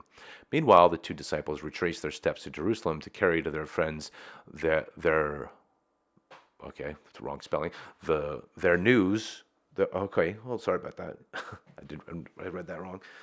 Meanwhile, let me just take a quick drink, guys. Okay, that's better. Meanwhile, the two disciples retraced their steps to Jerusalem to carry to their friends there the news of the risen one.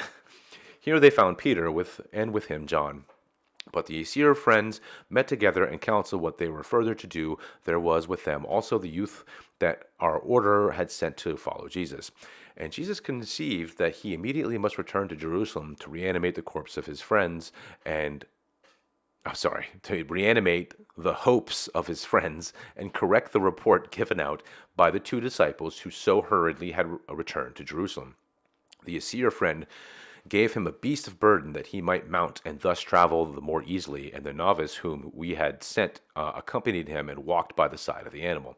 And thus it came to pass that soon after the arrival of the disciples, Jesus came to the well-known home where our friends used to meet together. Jesus gave the sign of which the bar fell from the door by the hand of the doorkeeper, for the disciples were then in secret council.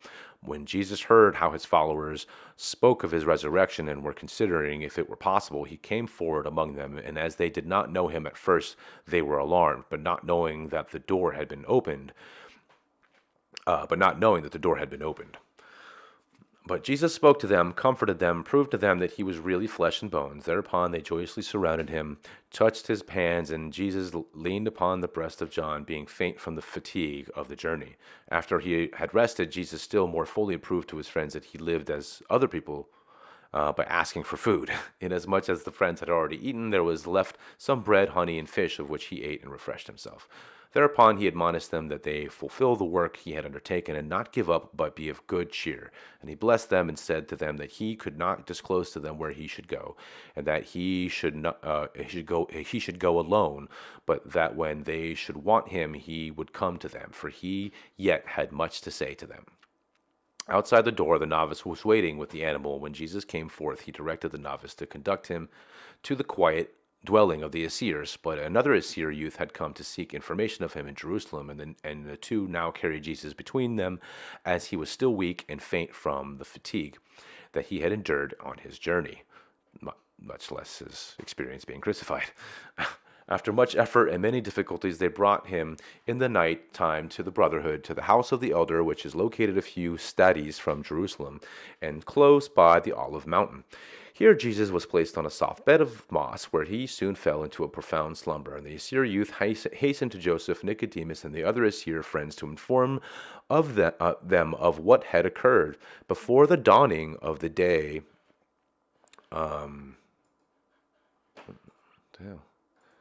Before the dawning of the day, a council was held that they might further protect Jesus, he having returned to Jerusalem so openly for the sake of the Holy Spirit, that he might strengthen his followers in their work. And with one accord, they determined that no time should be lost for the priests in the city, having their secret spies who were trying even to entrap his disciples. It was in council agreed that he immediately must depart hence, that he might not be discovered, and that he should return to the quiet valley not far distant from Jutha and the castle of Masida, where there is a wild and mountainous country. Here Jesus had lived before, together with John the physician, with whom he was admitted to the holy order of our brethren, i.e., John the Baptist. This was considered also a safe place, that many Assyrians lived there. While they yet were in council, considering, Jesus awoke from his refreshing slumbers and wondered greatly to see that he was surrounded by his brethren. But Joseph and Nicodemus beseeched him that he save himself and not again permit himself to fall into the power of the priests. Joseph even told him that it had come to him that Caiaphas had fixed his suspicions upon him, and that he, with the Galileans, formed a secret plot to overthrow the present condition of things, and that Caiaphas would demand of him an explanation why he had laid Jesus in his own tomb. He had suspicions even on Pilate that he had secretly contrived with me, because that he had given the supposed corpse to me without receiving pay therefor. And as Joseph persuaded Jesus with much ardor to comply with his wishes, and as all the elders supported him, Jesus answered, quote, "Be it so, but I conjure you to encourage my disciples, help and protect them, and tell them that they shall have no doubts, for I am with them still in body and spirit," unquote. And Joseph entreated him that he take further rest, as Nicodemus had expressed fear lest the excitement and enthusiasm of Jesus would endanger and not help his martyred body. For even if the wounds in his hands were beginning to heal, and the wound in his side emitted no more humor, his body was still weak and easily affected by the excitement of his mind. But having slept, he, for the immediate present, felt himself refreshed. After further consideration, Jesus said, quote, "If my disciples are not convinced that I really live, and if I do not go forth among them, they will think I am an apparition and a delusion of their imagination," unquote. It looks like I highlighted this. Joseph answered him and said, quote, "Let us advance John to the higher degrees of our order, that he may be convinced of thy living, and may execute thy directions, and inform the other disciples concerning thee." Now that's an interesting comment, because of course John's gospel is quite different than the rest of the canonical gospels. I would dare say has what some people would call a Gnostic bent. Excuse me. But that's fascinating. Is it going to give me my note? I guess not. So it's going to be a white thing. All right, continuing. But the elders of the brethren were not willing that John should be admitted into all the secrets, inasmuch as he was yet only in the lowest degree, and they feared that in his ardor he might inform others that Jesus was here. While they were yet in council, considering, a novice of our order arrived, who had been sent to the city. He reported to John with his friends, and had hastened to Bethania to comfort the women in Lazarus' house, and informed them that Jesus was yet alive, and had rested upon his bosom. And John had wondered that Jesus had not directed him to go to Galilee, as he had ordered the women to do. He did not think, therefore, that it was the intention of his master, and that the disciples ought to wait for coming events. And Jesus remained all that day with the Assyr friends, but when night came on, we all departed by the secret road, Joseph, Nicodemus, and the elders of the order, and having passed the valley of Rephaim, we arrived at Masida at the breaking of the day, and following a narrow path known only to the Assyrians, we came at last to the brethren in that wild valley. Here the elder provided for Jesus, and when Joseph and we others were about To depart, Jesus gave us his word that he would remain there until the Father should call him to fulfill his mission. And each day the brethren sent messengers to us to inform us of the health of our dearly beloved brother, and we were told that Jesus had rested a number of days, but that his heart was sad and sorely afflicted with melancholy thoughts. This was the same valley where he had wandered with John, his beloved companion, and with whom he had been initiated into our holy order. Again, John the Baptist. And Jesus meditated on that John who, as a physician, had founded a school and had baptized and had been slain by the enemies, while he had been saved by the hand of God, wherein he saw the command of God that he should not rest, and that his body had been restored to him for some purpose. By this thought his mind was oppressed and overwrought, and as he came to the place where he and John had solemnly vowed that they would die for truth and virtue, he felt that he was called to follow the mission and the cause of which his friend had died. And Jesus went every day to this blessed spot and refreshed his body and viewed the splendors of nature, and he selected a place whence he could see the high tower of Mesida towards the west, shielded from the morning and the noonday sun by lofty mountains, whilst on the other side the view was unobstructed, and he could see far away over an open country towards the sea in the valley of Sittim. But the elder of the brotherhood left him not alone, inasmuch as he had observed that Jesus often would lie in profound reverie, and that the longing to be among his disciples would overcome all care for his own safety. About this time it came to pass that our brethren of the brotherhood in Jerusalem remembered the promise they had made to Jesus to protect his disciples and strengthen them in their belief in the resurrection of their master. It had come to them that not all, this is interesting here, guys. This is what I mean when I mentioned earlier the Gospel of Thomas. It had come to them that not all the disciples were convinced of the resurrection of their master, and one of them that doubted was Thomas, a deep thinker who had received his education from the Aesir brethren. Because of this, he possessed profound knowledge in the secret powers and processes of nature. According to the nature's law, he explained all the little things that had come to pass, and he believed that there was no miracle, for as an Aesir he was raised above superstition. And Jesus confided in him and told him his mission, and Thomas believed in him and saw that his mission was one of greatest importance. This Jesus did, and that Thomas was a man of clear vision, strong reason, excitement and passion being unknown to him, and with patience and great perseverance he tried all things before his mind would be convinced. Now, I'm just really quick, I'm going to, if I can get my mouse to work here. Here it is. I'm going to skip over to the Gospel of Thomas. Now, again, this book was published in the 1800s, okay? The story of Thomas, written in the canonical Gospels, is very interesting, and him being a doubter, but they frame it in such a way that it's not necessarily a pleasant framing for Thomas, okay? But here in this book, what I just read, okay, Gospel of Thomas, verse or whatever, 13, quoting, Jesus said to his disciples, quote, "Compare me to someone and tell me who I am like," unquote. Simon Peter said to him, quote, you are like a righteous angel," unquote. Matthew said to him, quote, "You are like a wise philosopher," unquote. Thomas said to him, quote, "Master, my mouth is wholly incapable of saying whom you are like," unquote. And Jesus said, quote, "I am not your master, because you have drunk. You have become intoxicated from the bubbling spring with which I have measured out," unquote. And he took him and withdrew and told him three things. When Thomas returned to his companions, they asked him, quote, "What did Jesus tell you?" unquote. Thomas said to them, quote, "If I tell you one of these things which he told me, you will pick up the stones and throw them at me. A fire will come out of the stones and burn you up," unquote. So again, the book I'm reading was published in the 1800s. The very first time the Gospel of Thomas had ever seen the light of day was when it was discovered in 1945. So I find that very interesting. And then, of course, there's this whole no prophet is accepted in his own village, no physician heals those who know him. This is, again, kind of referencing the whole therapeute type of thing. Same thing with the part in the therapeute reading talking about giving all your possessions to the blind. It's the same idea here with a blind man leads a blind man, they will both fall into a pit.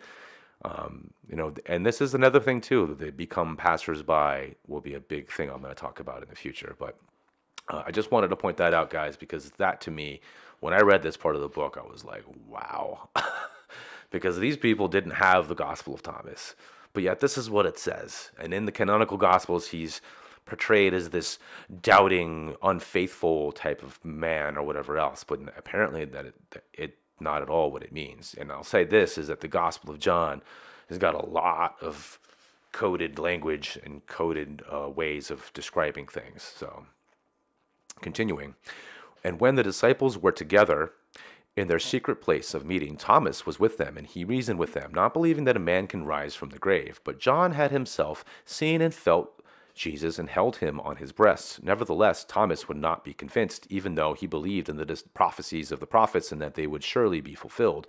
For, dear brethren, the Jews hoped to see the Messiah come in the manner Elias had proclaimed, and as our brotherhood had promised to report all, especially as the disciples themselves did not agree, it was to be feared that their ardor in the good cause would diminish. We therefore sent two youths to the valley at Bethsaida to inform the brethren that they might counsel with Jesus. When Jesus heard these things, his heart was filled with a great desire to leave the solitude and show himself once more to his disciples.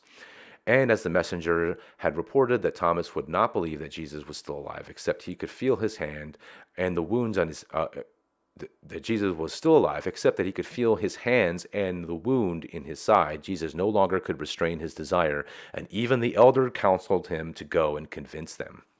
That is interesting too. It's funny that he definitely wants to to go back with his disciples, but it's Thomas that brings him back. And another thing that's really interesting too, guys, is that Thomas is also called Didymus Thomas, which means twin. And you can throw that out in a lot of different ways. They looked alike, maybe they thought alike, maybe that he was so on top of Jesus's understanding that he was one of these people who had the ability to talk and speak in certain ways. But who knows? I'm just speculating. So here, continuing.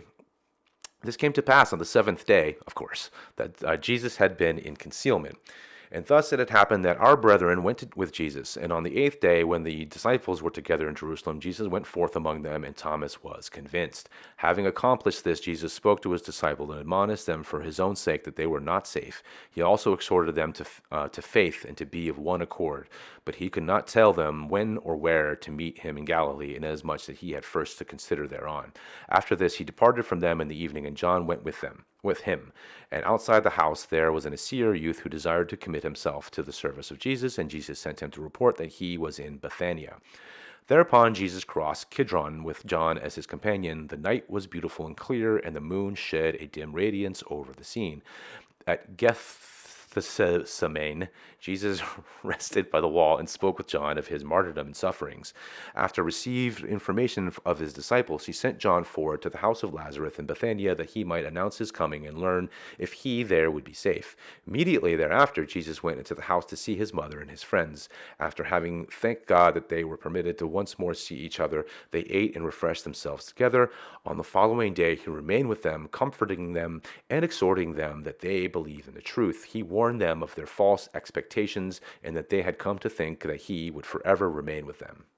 He told them that it was now time that he should go, as the night was at hand. He said to them that he would hasten to Galilee, there to strengthen his disciples, that they preserve in the good work. But even while Jesus was in Bethania, dangers were threatening him. Caiaphas, the high priest, had been informed that Jesus had been seen in Jerusalem, and he had spread the rumor that the disciples had stolen the body of Jesus and had invented a miraculous story. But there were many among the people in the city who believed that Jesus had risen by the hand of God, and these commenced to complain of the injustice done to him and to believe in his doctrines. And the high priest feared a revolution among the people and believed that the Galileans were intending to overthrow the government and set up a new ruler. He was therefore suspicious and watchful. In the evening of the same day came Nicodemus to our brotherhood and brought to us the information that Joseph of Arimathea had been arrested, and that they falsely attributed to him criminal purposes, and that he had been in secret association with Jesus. Whereupon great anxiety arose among our brethren, for we feared that also Jesus had been arrested, inasmuch as he had not been seen by any of us since the evening when he convinced Thomas. Our elders thereupon met in council, where it was agreed that we should search for Jesus and use all efforts to liberate Joseph. Two of our brethren were commissioned to array themselves in their white holiday garb and search for Jesus in Bethania, as Jesus had informed the seer youth that he would go thither. And as they came to Bethania in the evening, and in the moonlight, they saw the house of Lazarus not far in the distance. In the distance, they met with a man on the secret road who carefully scanned the road. But the seers knew him, and they asked him if Jesus was at his house. For this was Lazarus, and having recognized our brethren, he acknowledged that it was even so, and that Jesus intended that very night to go to Bethania, and therefore he had examined the secret road to see if it were safe. The brethren were conducted into the house. Here, in a small secluded room, they spoke with Jesus, and when the brethren had told Jesus of the arrest and danger of Joseph, Jesus recommended him to the protection of the order, prayed to God, and thereafter sent John to Jerusalem, that he might warn his disciples of their danger. Having taken leave of the women, we were accompanied by Lazarus as far as Gilgad. Thence he went further on alone in the night, and in the early morning he had come to the river Jordan, in the place where through John he was baptized by the order. I need to take a quick drink here.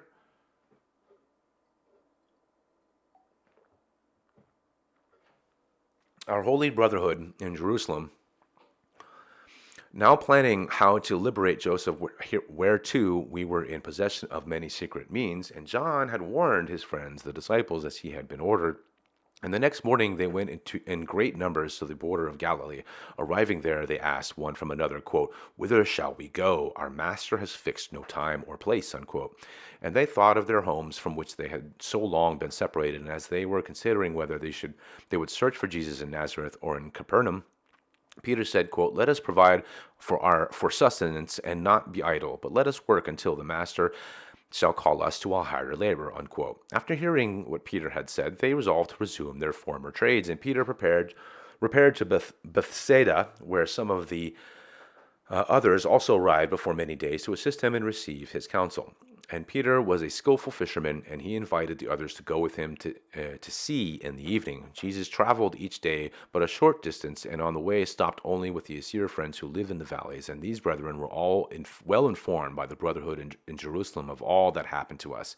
And from these Jesus learned that Joseph had been liberated from prison and was on the way to meet him.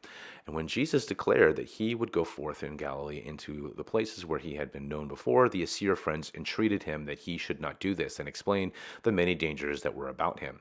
And Jesus heeded them and reflected as to the place where he would meet with his disciples, and he selected a safe and lonely place where he was not known and where there was opportunity for his disciples to dwell.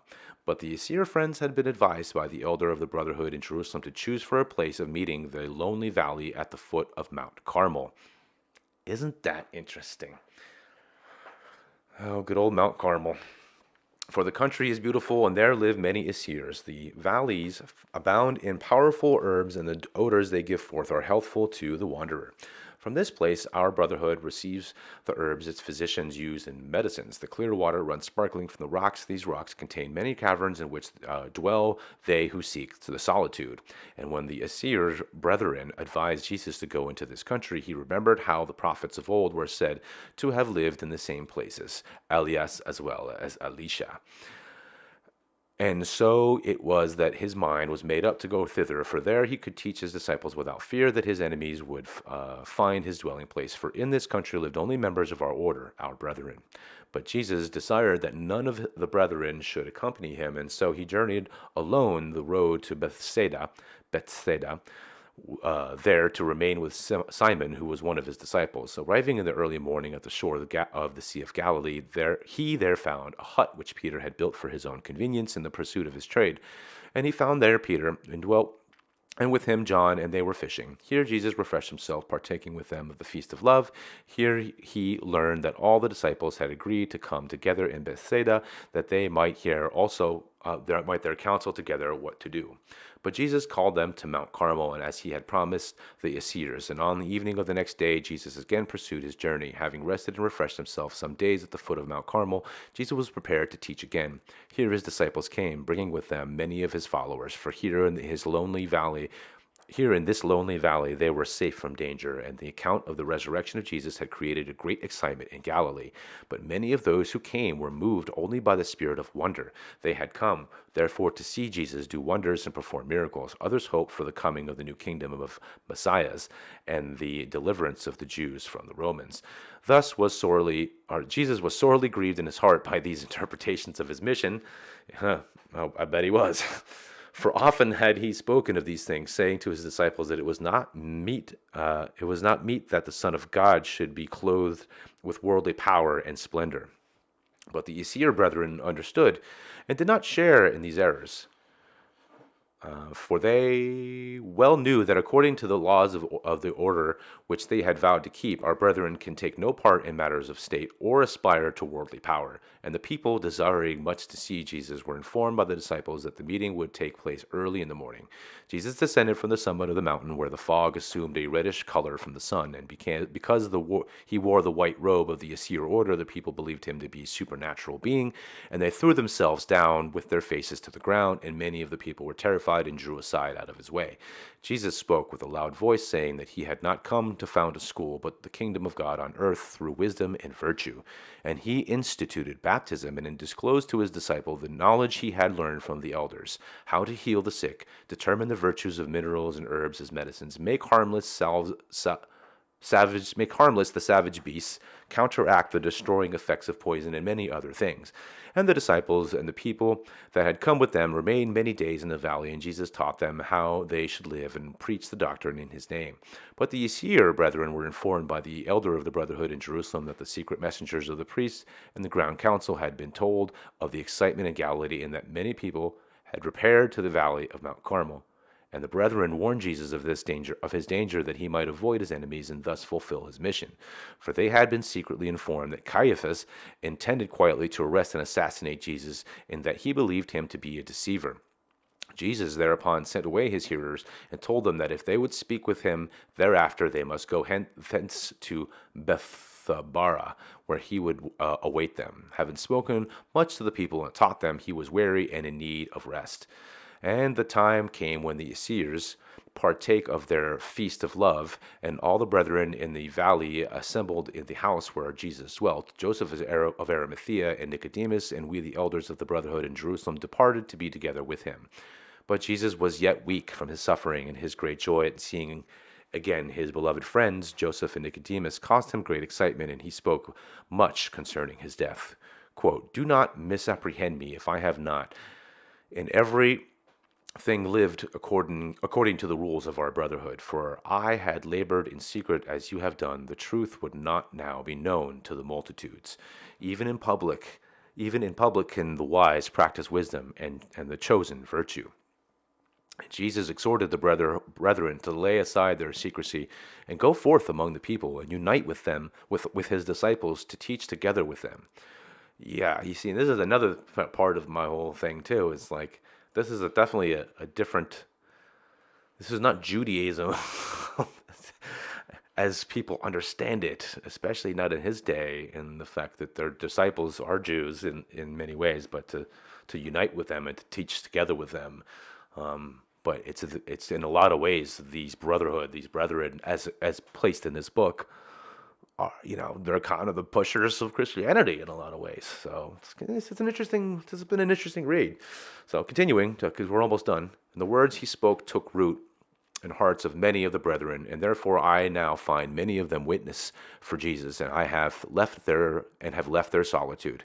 And Joseph spoke to Jesus, saying, quote, "Knowest thou that the people who do not altogether understand your doctrine are meditating to proclaim you a worldly king and to overthrow the Romans? But thou must not disturb the kingdom of God through war and revolution. Therefore choose the solitude, live with the seer friends, and be in safety, that your doctrine may be proclaimed by your disciples." Unquote. But the elders of the brotherhood were reflecting that it would cause great excitement among the people if Jesus were thus to disappear like the sun in the evening and not reappear. But Jesus feared that the words of Joseph might prove true, and he would not suffer that blood should flow for his sake, nor that the revolution should cause destruction. Therefore he consented that he would go into solitude, his body being very weak, and with Joseph and Nicodemus he went to Bethania. On the way they conversed together concerning the secrets of the brotherhood, and Jesus desired to take leave of his friends in Bethania and return to the lonely country near the Dead Sea. In Bethania he comforted his mother, also the other friends of Lazarus, and explained to them that according to his doctrine he always was with them and remained with them. But the knowledge that Jesus was in the vicinity of Jerusalem soon came to all his followers, and many came together and were directed to repair to a secret place at a fixed time. Thither now went Jesus.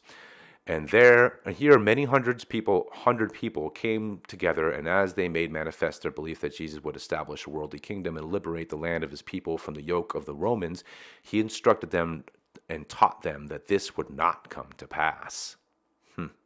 But Jesus perceived that it was expedient that he should go away again into the solitude, that the people should no more believe that his kingdom was of this world, but that they should believe in his words and his doctrines as the word of God. That day it came to pass that Jesus went to Jerusalem, and his trusted disciples went with him.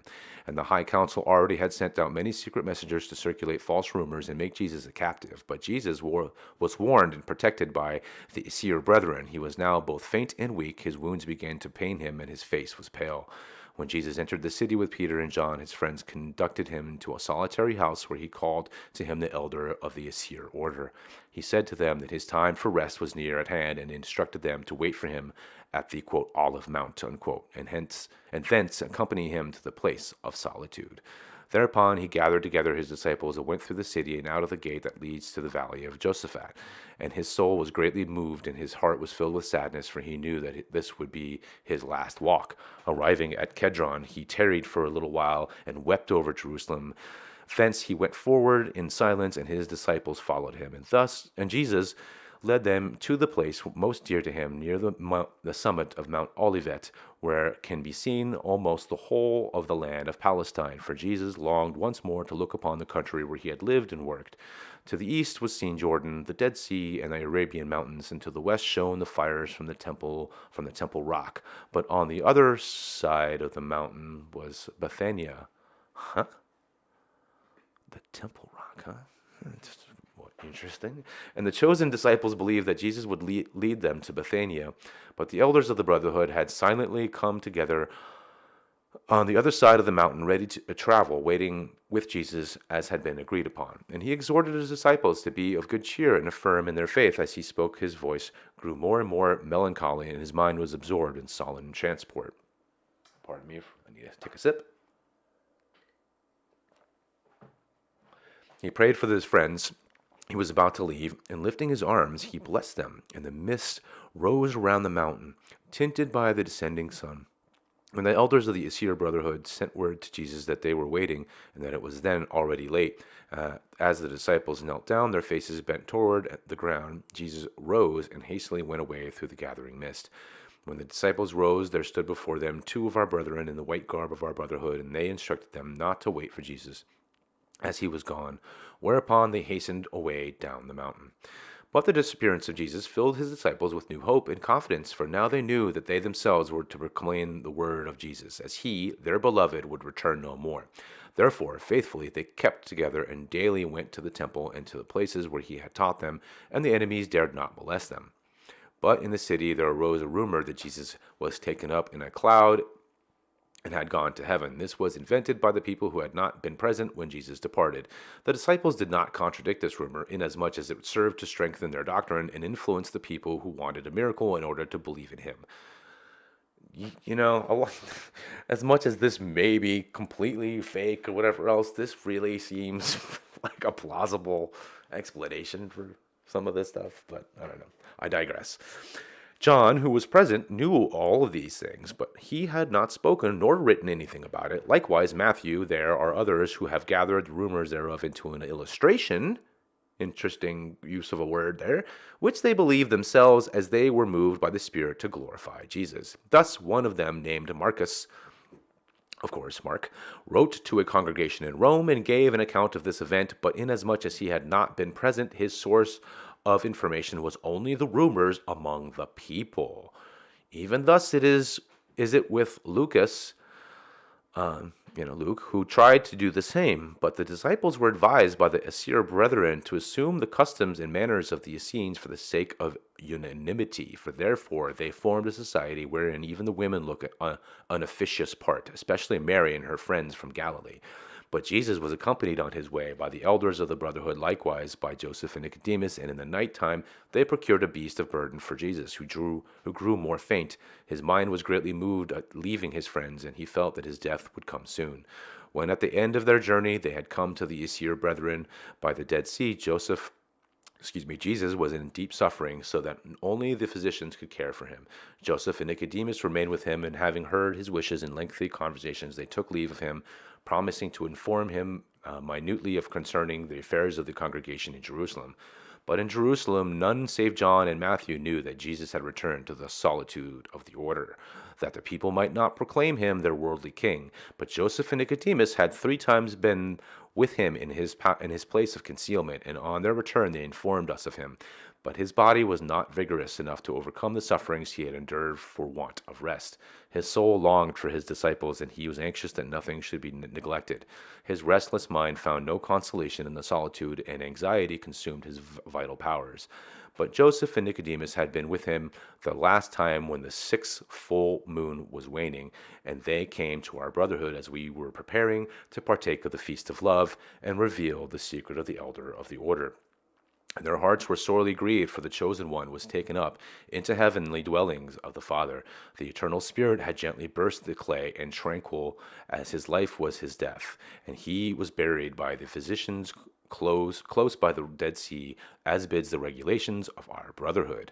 But Nicodemus enjoined silence concerning the death of his friend, who to all who did not belong to the highest degree. Here, my dear brethren, you have the only true account of our friend whom God has called to teach wisdom and virtue to the people through parables and noble deeds.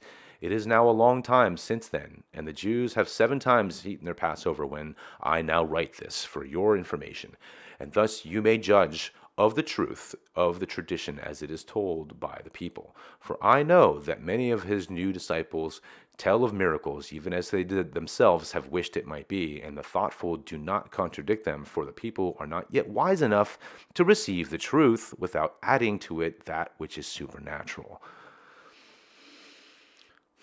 As you yourself have conceived, there are many rumors come from Rome that I need not contradict, for you know yourself what a brother of our order has to do and not to do. But not only the Jews tell of superhuman things concerning him that they believe, but also the Romans, for the pagans believe in gods, and these are identified with the miracles told by the Jews. And I give you the authority to inform the elders of our brotherhood in your country what I have written to you, but not the novices, nor those of the other degrees. For his is the glory, the Son of God, whom we all worship more than the others who are removed to heaven. And what Jesus has taught while he lived, we ought to promote with goodwill. For he has explained the doctrine minutely to everyone. He has revealed the secret, therefore receive everyone friendly who is called by his name. For his disciples will go to all countries, and you will know them by their greeting, which is the same as of our order. And you ought to help them as our brotherhood in Jerusalem, and the whole country has served the Son of the Heavenly Father. This is what I have to say, and as it is written, thus it has passed. For the elders of our brotherhood have witnessed these things themselves, and my own eyes have seen him, and my ears heard him, and I am a friend of Joseph, who sits in the grand council, and forwarded to the brethren the greeting, peace be with you. And that's it.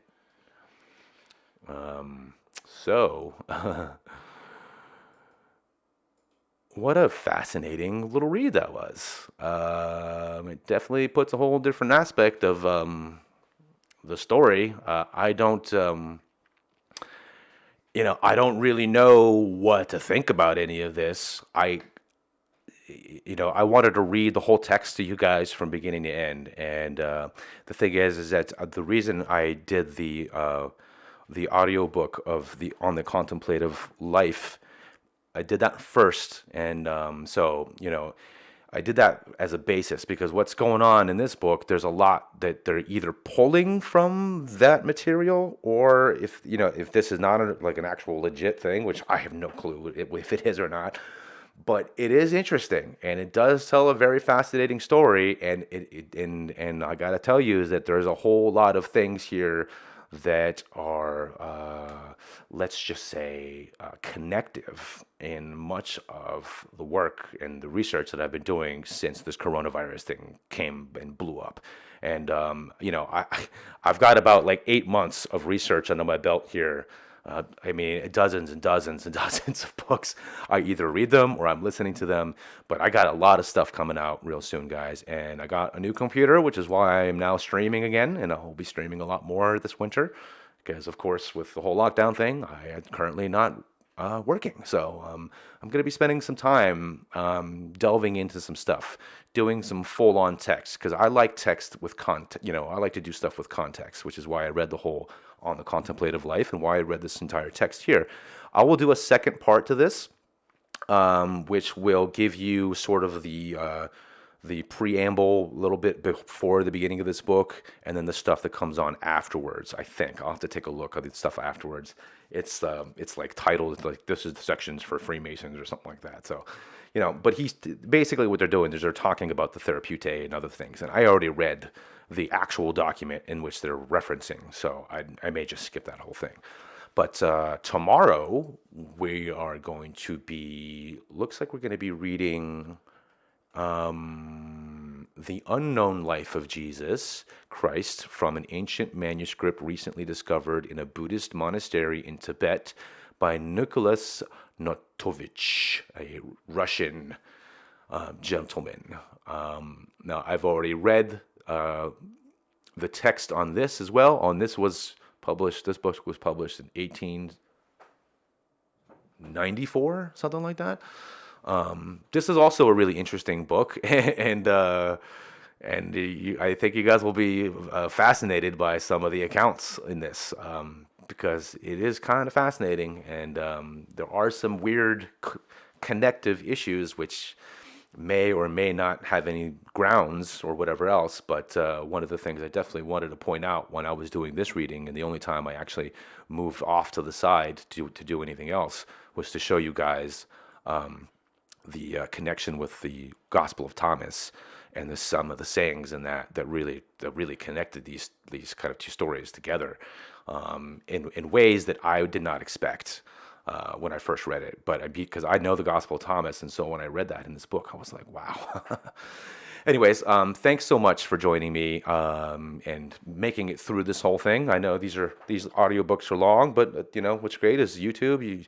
You can pause it and come back to it later. So much love to you all. Thank you so much for joining me on this little reading. And if you liked it, please hit the like button, subscribe. If you think other people would be interested in this kind of content, please send them the link. And of course, as always, when as much as I can, I provide the links to the official text or book in the description box, so you guys can go in and take a look at it yourselves and maybe go through it with a fine-tooth comb, because any of you guys who are really good at your scripture and your Bible are really going to be able to pick up on a lot of little things about the death of Jesus versus the story they tell in this book versus the story that's told in the Bible. And so, believe it, don't believe it, I think it's fascinating. And the one thing that I would say gives it the slightest bit of kind of credence is this idea about Thomas. Because in the canonical Gospels, he is not portrayed in a very pleasant way. A doubter, or one who has no faith, that kind of thing. And I think that is a huge, huge point, considering that this book was written 60 years or 50 years or 40 years before the Gospel of Thomas ever saw the light of day in the academia. So to say that it's just strange that, out of all the different disciples, they chose that one to be part of the story. And for me, it's interesting. I don't know what to think about it, but I will say that there's some weird connection there, one that I cannot personally ignore. Otherwise, Thanks for listening, and I will see you guys tomorrow with the next stream. Peace.